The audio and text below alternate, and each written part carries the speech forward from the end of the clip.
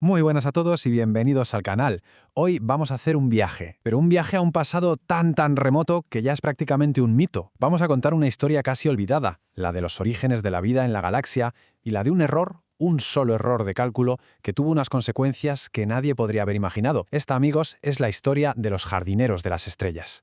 Vale, pues vamos a meternos de lleno en esto. La historia de la galaxia que todos conocemos es una de guerra sin fin, de supervivencia a cualquier precio. Pero lo cierto es que antes, mucho antes de todo eso, hubo un tiempo de creación, una época en la que las estrellas eran jóvenes y el universo, bueno, casi parecía que respiraba en una especie de armonía perfecta. Pues bien, en esa era de la que casi nadie se acuerda, existió una especie tan sumamente avanzada que su poder era, para que nos entendamos, indistinguible de la de los dioses. Se les conoció por muchos nombres, pero el que mejor los define, el que mejor define su naturaleza, es el de jardineros de las estrellas. Aunque hoy, en los mitos, se les conoce más como los ancestrales. Y a ver, lo más importante que hay que entender sobre ellos es que su mentalidad era, radicalmente distinta a la de todos los imperios que vinieron después. Ellos no buscaban conquistar ni dominar, buscaban cultivar. Ya habían superado las limitaciones de la carne, de la enfermedad, del tiempo. Para ellos la galaxia no era un mapa con territorios a conquistar, era un jardín, un ecosistema gigantesco que necesitaba ser cuidado y sembrado. Pero claro, para hacernos una idea de la escala de lo que hicieron, primero tenemos que hablar de una dimensión que hoy nos da pánico, pero que en su época era algo completamente diferente. Estoy hablando de la disformidad, el mar de las almas. Lo que vemos aquí es un contraste brutal. El caos, el warp, como lo conocemos ahora, es un infierno, un auténtico infierno psíquico alimentado por milenios y milenios de guerra, de odio, de desesperación. Pero en la era de los ancestrales, la disformidad era como un lago en calma, un espejo tranquilo de la realidad. ¿Por qué? Porque las emociones de las jóvenes razas de la galaxia todavía no eran lo bastante fuertes como para agitar sus aguas. Y aquí está la clave de todo, de verdad. Mientras otras especies, apenas descubrían cómo hacer fuego, los ancestrales ya navegaban por el mar de las almas como si fuera el patio de su casa. Comprendieron que cada ser vivo, cada ser consciente, dejaba una pequeña estela en esa dimensión, y que esas estelas, esas corrientes, podían ser guiadas, podían ser cultivadas para dar forma al destino de la galaxia. Y para moverse por este jardín cósmico, para poder cuidarlo, construyeron su obra maestra absoluta, la telaraña. Imaginemos una red de autopistas seguras que atraviesan una dimensión súper peligrosa, ¿vale? No eran simples portales, no. Era una estructura entre dimensiones, creada por ellos, que conectaba cada rincón de la galaxia. Era básicamente el sistema circulatorio que mantenía vivo su jardín. Con todo esto en su sitio, con la galaxia conectada y la disformidad tranquilita, los ancestrales se embarcaron en su proyecto más loco, el más ambicioso. Pasaron de ser arquitectos de estrellas a ser arquitectos de la vida misma. Dieron comienzo a la siembra de la galaxia.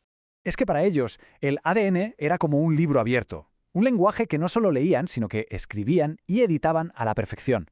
Podían crear sinfonías biológicas. Y su objetivo no era crear una única raza perfecta que lo dominara todo. ¿Qué va? Lo que querían era un universo lleno de vida, de diversidad. Un tapiz tejido con miles de civilizaciones distintas, cada una a su manera, coexistiendo. Y claro, de esta siembra galáctica salieron muchas de las especies que luego marcarían la historia. Vamos a ver un par de ejemplos clave de su trabajo, empezando por una de sus creaciones más curiosas, más enigmáticas, los Jocaero. A ver, pensadlo, porque el concepto de los Jocaero es fascinante. No eran científicos, eran artesanos por puro instinto. Eran capaces de mirar un montón de chatarra y, sin pensar, construir un arma que desafiaba las leyes de la física. Se cree que los ancestrales los diseñaron como una especie de biblioteca viviente de tecnología, una forma orgánica de preservar el conocimiento. Pero si los yocaeros eran los artesanos, por así decirlo, la siguiente creación fue su obra de arte, su Capilla Sixtina, una especie diseñada específicamente para conectar con esa dimensión que ellos también conocían, los precursores de los Eldar. Ojo que aquí lo importante es entender el porqué. Los Eldar no fueron creados por capricho.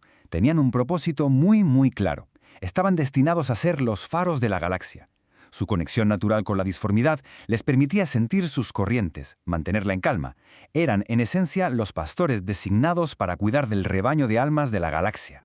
Y después, por ahí, en mundos recién formados un poco caóticos, los jardineros plantaron otra semilla muy distinta, una que no destacaba ni por su poder psíquico ni por su genialidad tecnológica, destacaba por otra cosa. Una semilla que, con el tiempo, se convertiría en la humanidad. En esa época, los humanos, éramos bastante primitivos. No teníamos nada especial. Pero los ancestrales vieron algo. Vieron una capacidad de adaptación casi infinita, una resiliencia a prueba de todo. Vieron una chispa de tenacidad que nos hacía impredecibles.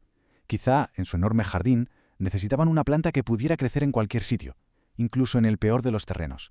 Y durante eones, durante miles de millones de años, todo parecía ir sobre ruedas. El jardín cósmico florecía.